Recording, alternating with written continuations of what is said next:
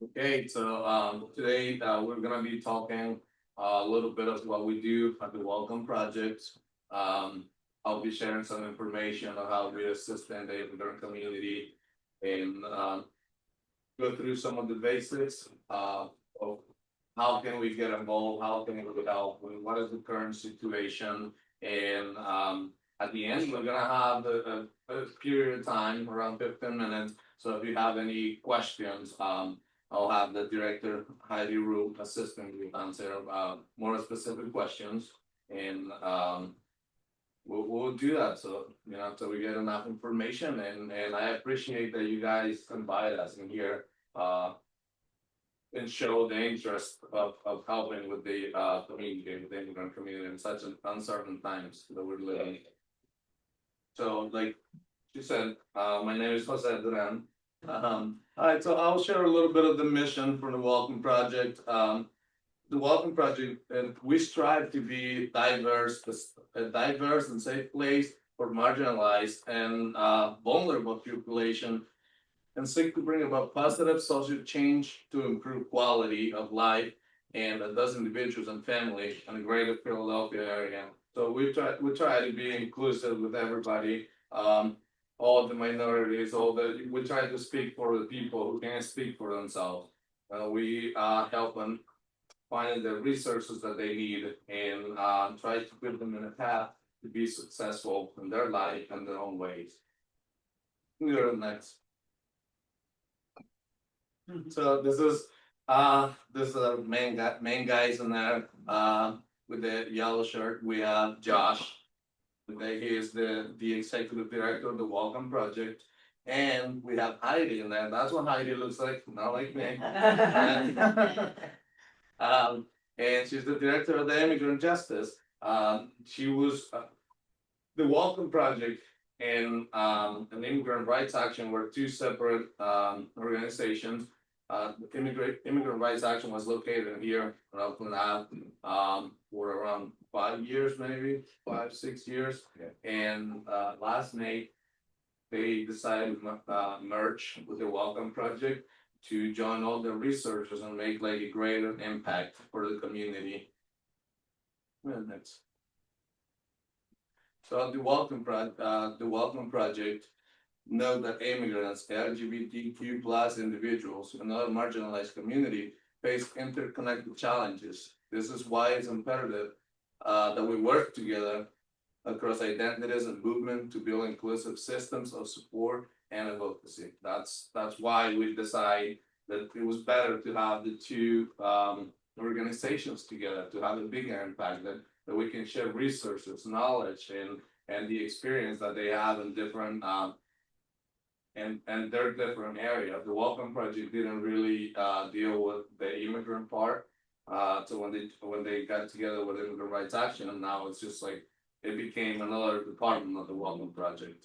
And now it's being more effective. We have more people, we have more resources. So we're helping a lot more people than we were in the past. We were more focused in the Bucks County and a little bit of the Montgomery County. Now we're expanding a little bit more, so we're getting to help more people in different areas because together we're stronger.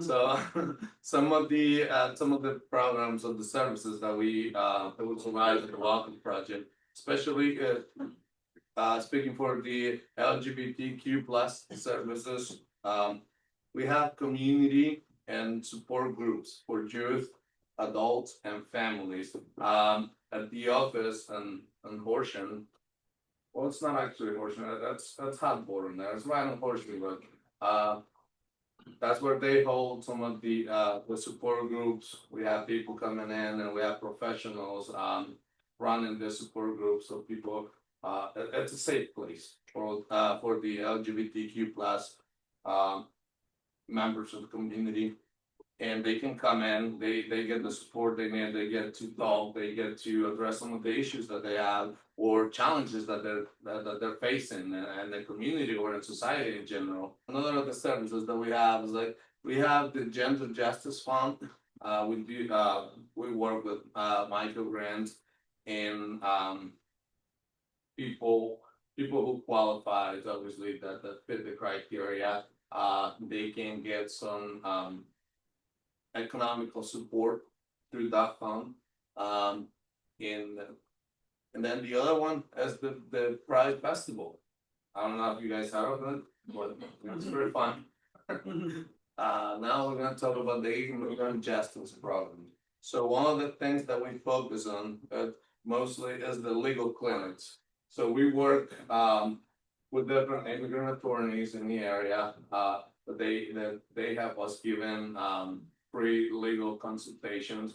So we have a lot of people coming in and talk to a lawyer and see where they stand with their case and see if they have the chance to help either a family member or like get a different status in the United States.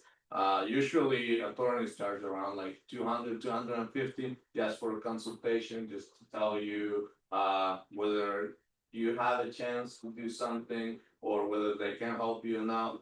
So that's $250 that we save people just by coming in and do the free legal clinic that we have. We also have a legal defense fund, which from a lot of people who's willing to help. We get donations and then we have a fund when people actually need it. We have a criteria that people have to fit, but people who need it and can benefit from it, and that we have the resources available, then we help them. That they come in for a free consultation. The attorney thinks that they have a good chance to have a case, to win a case, or to get a legal status in here. And they don't have the resources to hire a lawyer or start. Usually, attorneys ask for $1,000 so they can start working. To the people we can actually help to provide at least half of them, $500 so they can come up with the other 500 so they can hire the attorney and start the process. Usually, the attorneys that we work with are very understandable with the situation that the immigrant families facing here and how hard it is to get by. You know, that if you don't have a legal status in here, work can be a challenge. You can't work everywhere. And not every place is gonna hire you, and then most places need like high skilled people, and a lot of these families don't even speak English. So it's really hard. It's really hard to have like a good job that they will be able to afford an attorney. So we do our best helping with that. We have that fund, and then we'd always telling people if you can't help and if you're willing to help, and like we're giving that money to people who actually is using it and need it to better their lives. Some of the other programs are the rapid response program. We all know that we're living in a very uncertain situation for the immigrant community right now. And it's been evolving quick. So we have to evolve with it. And we've been developing different programs such as the rapid response. We have a group of volunteers, we have a group of people, and we have a phone number where people can call. There's been an app that has been developed so they can report ICE. If they see ICE out there, you got your phone and you can report it. And people who has the app get notifications so they can avoid those areas. There's also a phone number, as a hotline that you can call, and they're like, I saw an immigration agent in here walking around, like searching or whatever it is, or whatever concern it is, so people can avoid that. And then we have a group of volunteers that actually go out within the area, right? And they go out and double check, because a lot of people confuse immigration agents with regular police, with anything else, with any law enforcement. So our volunteers go around and they make sure that that is real information, so we can keep our people out of those areas and tell people don't go here and stay in your house, so they don't get arrested. Also, and I think that's one of the most important parts, personally. we have the program that know your rights training. Information is key. A lot of people can't defend themselves, they can't speak for themselves because they think they don't have any rights, they think, or they don't know about the rights that they have. And thankfully, the United States, under the Constitution, even illegal immigrants have rights that has to be respected.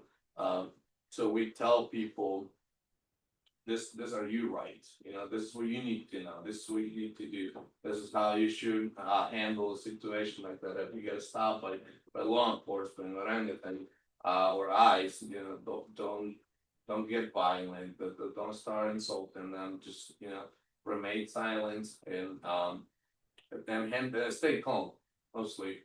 Because it's very important. Because if you give them any reason, if you start acting violent or start insulting them, they're gonna have a reason to arrest you besides anything else. And then the other problems like the resources and referrals.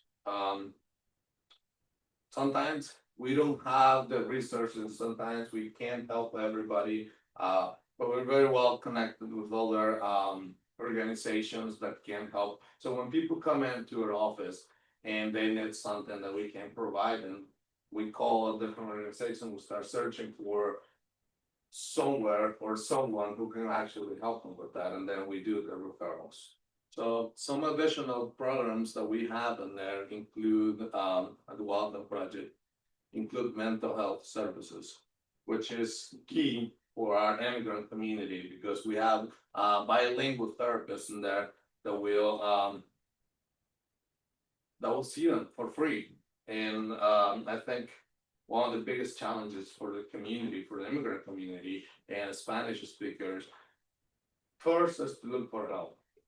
I think there's a high rate of people with mental health issues because they've been through a lot of things in life. And I think one of the most common is PTSD, and they don't even realize they have it, they don't even know they have it. And it's such a cultural thing not to look for help, not to ask for anything. And I think they have a hard time admitting that they need help. And when they actually do, they don't know what to do. First of all, it's expensive. Second, it's really hard to find that therapist who speaks your language.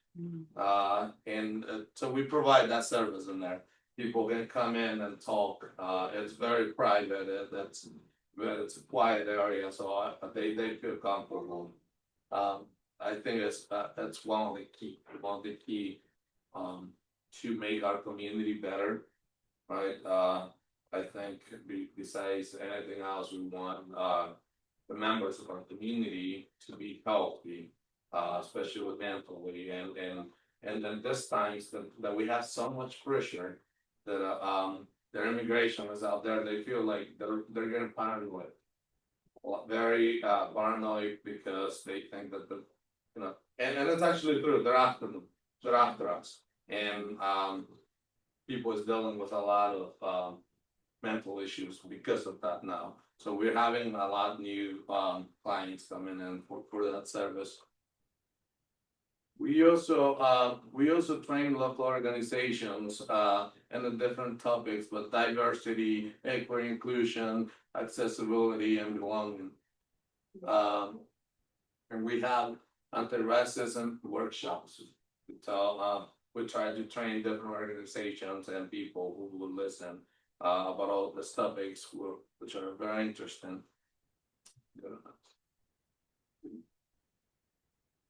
So I give you a little overview of all of this things that I'm going to be focusing on today, that I'll be talking about, and that's the goal.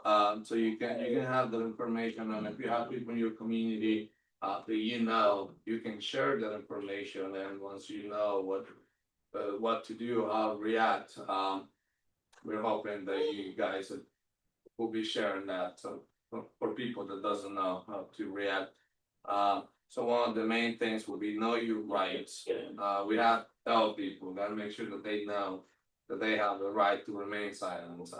Usually agents will start asking questions and they people feel pressure because it's law enforcement and they're like, I have to talk, I have to answer the questions, but they have rights too. Um, the other thing that we're gonna talk about is what we're seeing in Bucks County.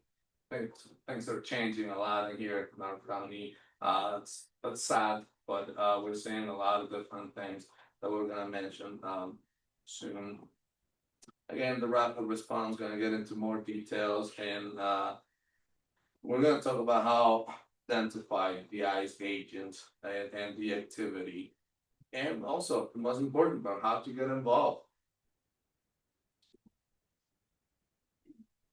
So this card right here, we've been giving out these little red cards to people, which that's part of the effort of informing our community about the rights that they have. They I'm gonna share the website in a minute where they can be printed at, and we've been giving them to people. So the front side that's in English, and the back side is in Spanish, so people can actually understand it. This tells people what to do, and if ICE comes to their house or something, there's knocking on the door, it tells how to react, and explains in more details the constitutional rights that they have. First of all, do not open the door, and if an immigration agent is knocking at your door, do not open the door. Right? Do not answer any questions from any immigration agent. If they try to talk to you, you have the right to remain silent. Do not sign anything. Usually they will try to convince people that it's necessary, that they have to sign this paperwork that is important before they take an M or whatever they come up with, and they make them sign it, and they make them sign papers that they don't even know what it says or what it is. And next thing you know, they have agreed to be deported, to be removed from the country. We've been seeing a lot of cases when that happened. The other thing why information is so important is because a high percentage of the Spanish speakers in our community don't have an education. A lot of them don't know how to read, they don't know how to write, not even in their own language. So when they're being handed papers in English, they just have no idea. And then if the agent is like, you have to sign this, you have to sign this, they end up signing it because they don't know what they're doing. So the lack of information is, they can get them in a lot of trouble. So we're telling people do not sign any papers. And also reminding them that they have the right to remain silent. They have the right to an attorney, and we tell them don't answer any question until you talk to an attorney, and then they can proceed with whatever the agent wants. So when we print this cash, we give it to people, and we're like, if you don't understand the language, and if you can't communicate, and if you don't want to talk, just give them the card. They can read it, and then it's gonna show them that you're exercising your constitutional rights, and you don't want to talk, and you don't, and you're not gonna answer any questions, and you're not gonna open the door, and you're not gonna sign any papers. So this part right here, that's what they give to the agent. It says, I do not wish to speak with you, answer your questions, or sign or hand you any documents based on my Fifth Amendment right under the constitutions under the United States Constitution. I do not give you permission to enter my home based on my Fourth Amendment right under the United States Constitution, unless you have a warrant to enter signed by the judge or a magistrate with my name on it, that you slide under the door. So that's another thing. Sometimes they will have papers or they will have like warrants or something, but it's not. If they come to my house and they have a warrant, and they're like, yeah, we have a warrant for your arrest, I want to see it slide it under the door, and I want to see that it has my name on it, and I want to see that it's signed by the judge. Otherwise, it's illegal. And then that's been happening a lot. They've just been doing like illegal arrests. So we want people to know that if it's not signed by the judge, if it doesn't have your name on it, then don't open the door. they can't arrest you. They shouldn't arrest you. They're doing it, but that's illegal, and that just gives them a higher chance to be released once they hire an attorney, because the attorney is going to fight for it because they were detained illegally. We're on next.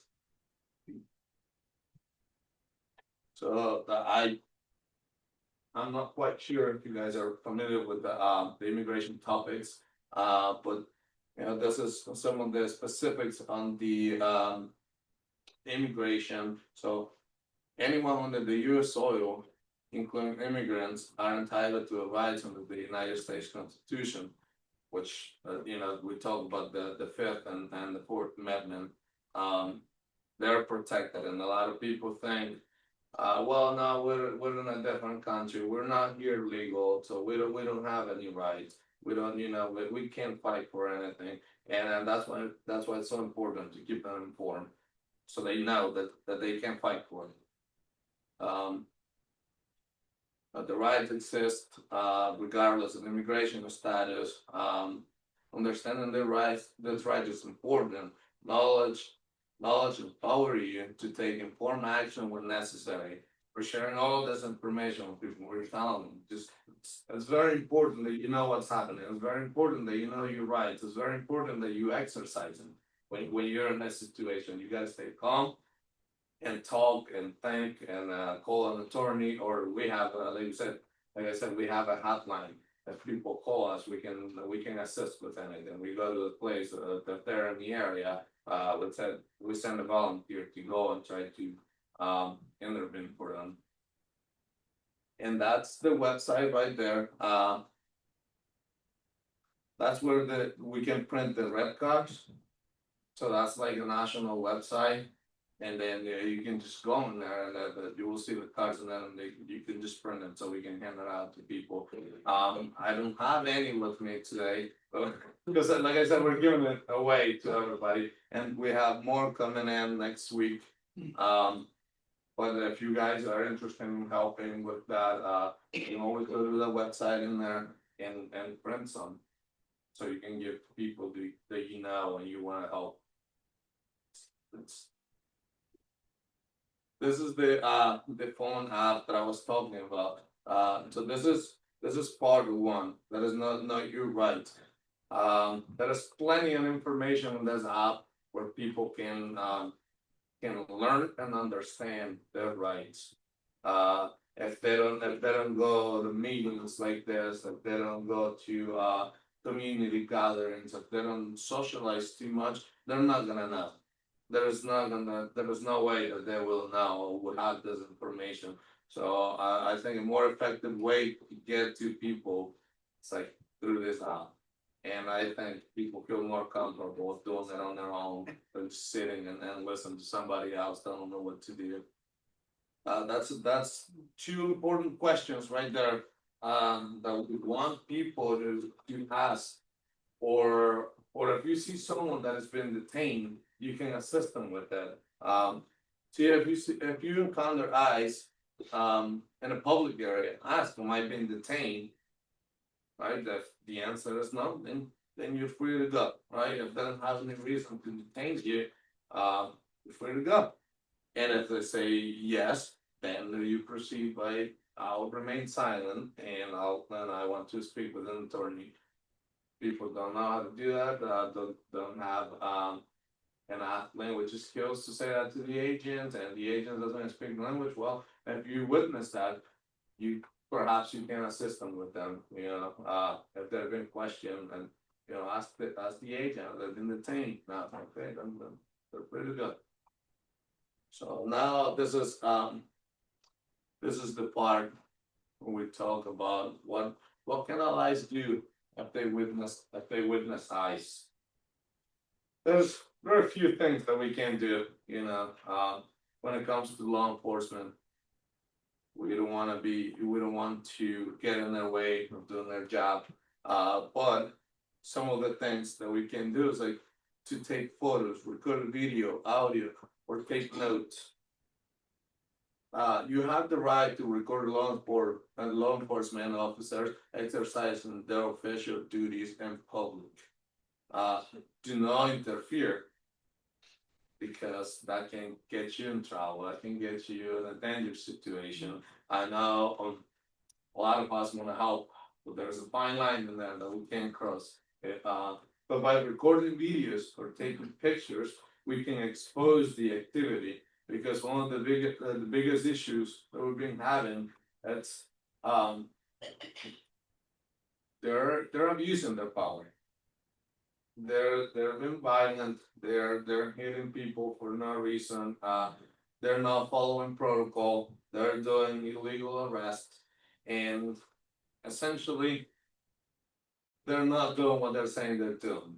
They're going far beyond, and we've been having a lot of complicated cases that we've been seeing. So it's important that we record them, that we take pictures so we can expose them, so people know. Because what we see in the news is not exactly what is happening.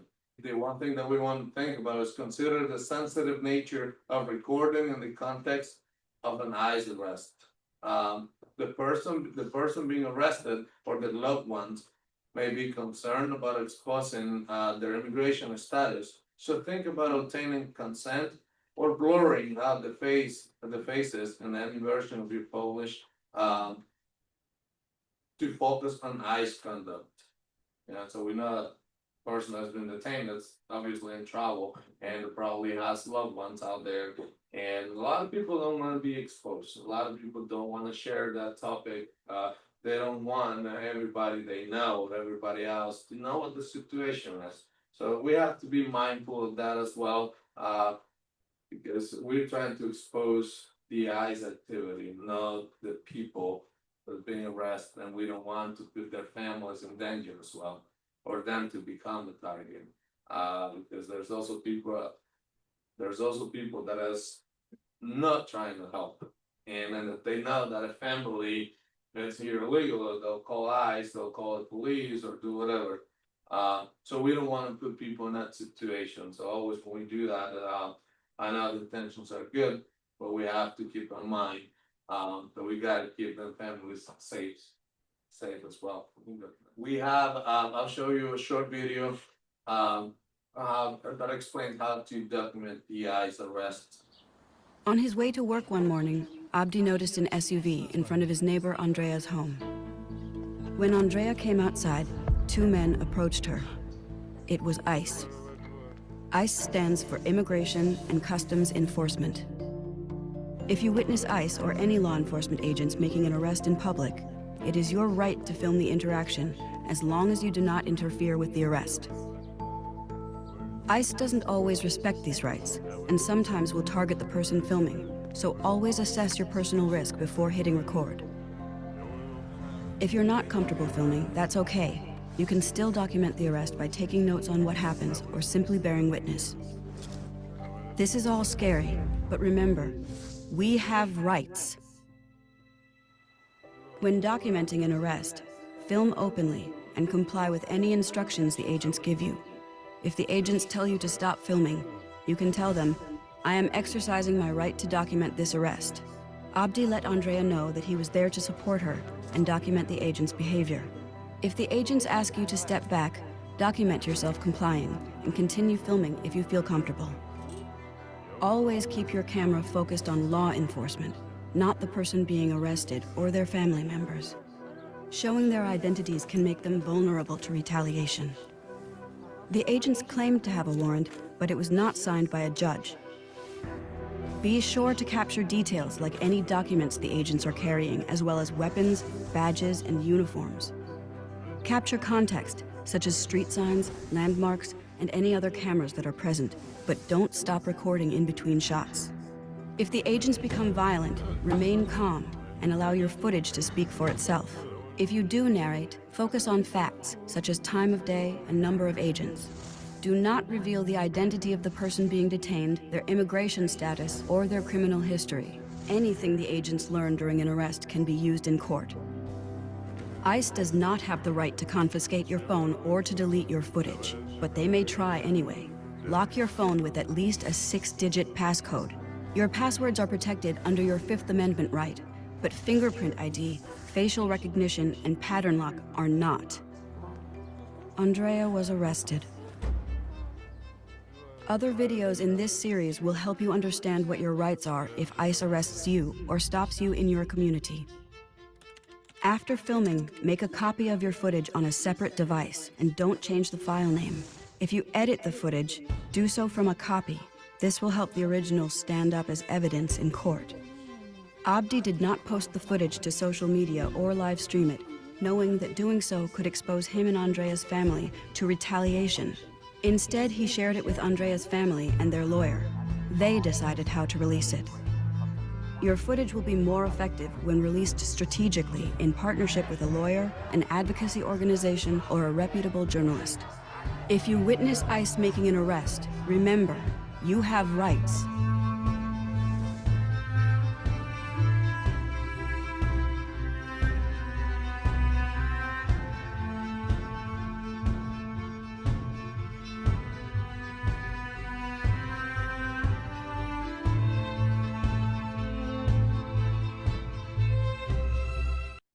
So now we'll talk about what we're seeing in Bucks County, the activity, the activity, they in our county. So we've been seeing a lot of presence of ICE, Bristol, Warrenton, Warminster, Doylestown, Plumsdale, and Charlton.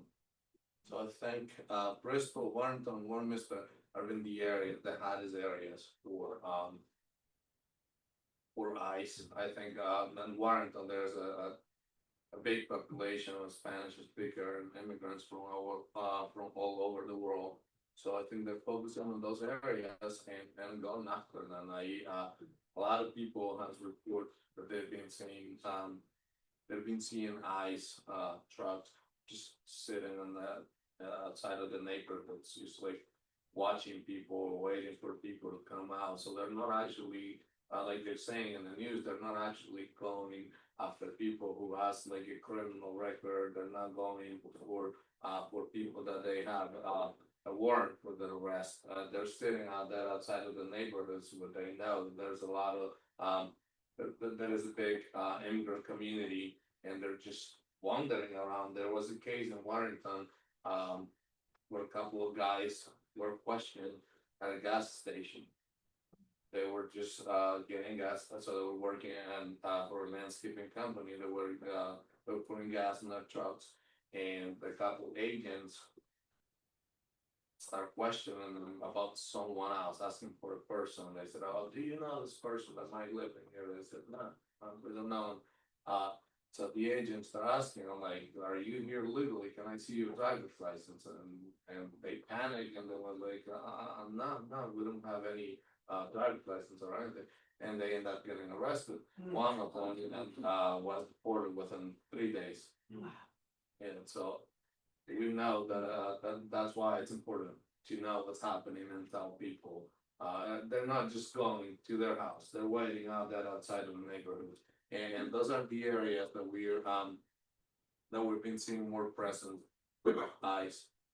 The other thing that is happening that is very shocking and sad is that they're arresting people at the courthouse and Bucks County. It's not an immigration. It's not an immigration hearing. It has nothing to do with immigration. And they're getting arrested in there. So we had a couple of cases that were reported to us. So a resident from Quakers, it was detained. One of them was detained at an immigration hearing in Philly, which makes sense, right? Because it's an immigration hearing. They shouldn't be doing that, but at least it's something related to immigration. There was another resident from Telford. There was another resident. That was the resident from Telford was detained in an immigration hearing in Philly as well. So we're telling people, if you have a pending case, if you have to go to court, they can request to have it online. They can tell the judge, "I do not want to be present," and that my lawyer and we can attend the hearing online, and they can do it from home, which is safer. A lot of people's being detained in there. They go for the regular hearing to proceed with their cases, and all of a sudden they get arrested by ICE, and then they get deported. So they're not respecting the legal process or the due process that has to be respected. But then another resident from Warrington and another resident from Doylestown, they were detained at Bucks County courthouse for something that wasn't related to immigration. They were detained by ICE. So we know some people that work in the courthouse, and they were telling us, and like what sometimes they just take them to a different room and ICE come in. I don't know why they're doing that. That doesn't sound very legal to me at all. But that's happening. And we have people reporting that we have two cases that have been confirmed that they were detained in there, and then so much more that we have heard, but we can't confirm it. So it's very important. Now people's afraid to go, even if they get a parking ticket, even if they get a traffic ticket, they don't want to go to courthouse. No, I'm not gonna pay for it. I'm not gonna show my face at the courthouse because I can't get arrested. So, like I said, things are evolving very quick, and we have to evolve with them and stay informed and see how we can assist. This is how we can identify ICE agents. And then that's pretty that one isn't easy enough. They usually have the bulletproof vest that says ICE, and usually they're not like in uniforms. They have like normal clothes, like everyday clothes, but you will see the ICE letters in there. So these two are also part of that's not only ICE but like Homeland Security investigation. So HSI and DHS. If you see that on their vest, you know that that's immigration. That's Homeland Security. So the vehicles, that's a little harder to identify because a lot of them are like normal everyday cars. You can even tell that they're law enforcement. But some of the most common trends that we see is that they use American made cars. Most of them. So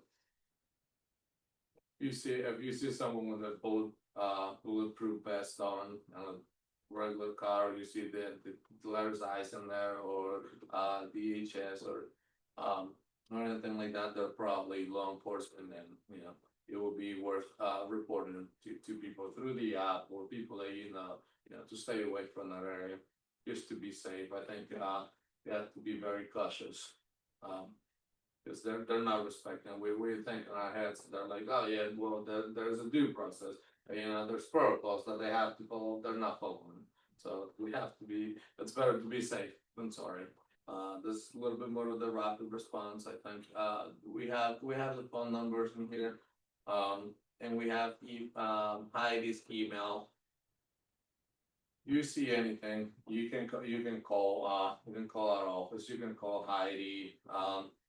So we can send volunteers, and this is more about that program that we have developed. We have a group of volunteers. So if we hear anything through a hotline, if Heidi gets a phone call that anybody's seen eyes around here, we're gonna send somebody to look around and see and if the information is true, and then go from there. And then we're gonna advise the community. This is a very important tool right here. This is how we're helping and responding to the emergencies that we have, and a lot of people has been arrested, and they and their family, their loved ones don't know how where they are or how to go about the situation, and they don't know where to find them.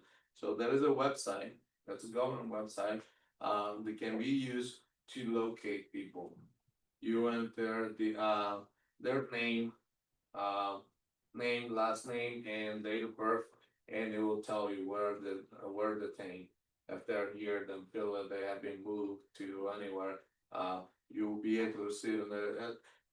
It was working quicker at the beginning, but now it's taking like 2 days for them to put people in the system. So if somebody got arrested yesterday, and if you look for them today, you probably won't find it because it's just taking a little longer. I guess the number of arrests keep going higher and higher, so they're taking a little longer to put them on the system. But within 2 days, you should be able to locate anyone, see where they're being detained. And this is what we can do. The community. call to action. So what's happening in Bucks County, it's sad. I don't think it represents us as a community. I think, like I see here, there's a big group of people. It's all about helping. It's all about diversity, and I don't think what's happening is representing the values of the people of this county. So we're calling for action. We're telling people to call the office of the governor, and tell them we want to stop the state collaboration with ICE because it's happening. And they're collaborating, they're sharing information, they're sharing resources, and like we know here in Bucks County, the sheriff's office that's also collaborating with ICE. This is why we have that's why we have people getting arrested at the courthouse for things that has nothing to do with immigration. People can go there for a parking ticket and end up back in their country. So like I said, I don't think that represents us. I don't think that represents Bucks County. So our call for action is send an email, call the governor, call all the people who will listen, or people who's in charge, and have the authority who can do something to stop what's happening in Bucks County. And I think as a group, the more we do it, the stronger it feels. You know, we want to put pressure on them and tell them or let them know that that they're not representing us. They're not there to represent our county, our state, and our values. That's what they're being elected for. And if that's not happening, at least we have to show them, at least we have to let them know that we're not happy with it. This is more information of organizations that are doing more calls to action. It's it's essentially saying that tell our governor, tell our sheriff, we don't want this, we don't do that. And if you have the resources and if you can, then there's organizations in here that are doing more activities. They're raising funds to help people to make a change or a greater impact in the community. So they're collecting donations, and that's another way that we can get involved. That's another way that we can help. If there is nothing we can do, then we can probably help the organizations that can do something or are working to do something. Another way to get involved, that's to consider becoming one of our rapid response volunteers. You can get in touch with Heidi. She's organizing that. And if you want to be a volunteer, if you're available, if you're in the area, and when something happens, or you go out and confirm that there is ICE in the area, you're more than welcome to join us. And then also, you can join us at the Bucks County Courthouse on September 16th. At the important hearing. I don't know if you guys are familiar with that there's being a lawsuit against the sheriff because of their collaboration with ICE. So there's going to be a hearing on September 16th, and you're more than welcome to join us. We wanted to see that people's getting involved. We want to see that people cares about this matter. You know, we want them to know that we're not happy. So it would be a good way to help. The other way to help is to donate to our legal defense fund. Can go a long way. A lot of people who are in a very tough situation and can afford to hire an attorney, and their fate is sealed. They don't have a chance to fight anything if they can't hire an attorney. So we can that can go a long way too. That's gonna be the end of my presentation, and I want to thank all of you for the interest on hearing what we have to say, or having this information, and your willingness to make this world a better place. We're gonna